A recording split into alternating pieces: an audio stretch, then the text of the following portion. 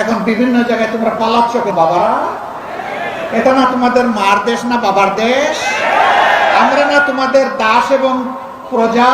বাদেন মেহরাবে দাঁড়িয়ে যারা ইমামতি করেন, আমরা যাদের কথা প্রাণ ভরে শুনি, আমরা চোখের পানি ফেলি, নিজেকে খুঁজে পাওয়ার চেষ্টা করি।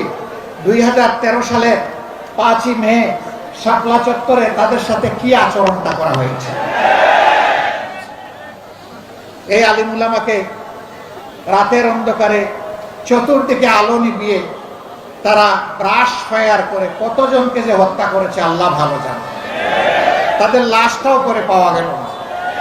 পাওয়া যাবে কেমনে?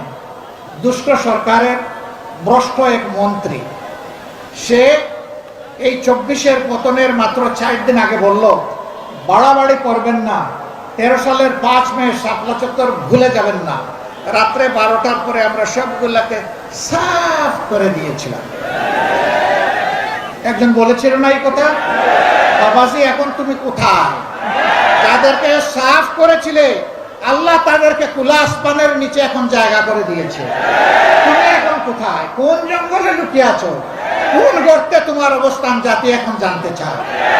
আল্লাহ এই জমিন থেকে তোমাদের সমস্ত ইজ্জত সাফ করে দিয়েছে। এখন বিভিন্ন জায়গায় তোমরা পালাচ্ছ কেন বাবারা? এটা না তোমাদের মার দেশ না বাবার দেশ? আমরা না তোমাদের দাস এবং প্রজা? তোমরা না দেশের মালিক ছিলা? তো মালিকগুলা কোথায় গেলা? আসো সাহস করে।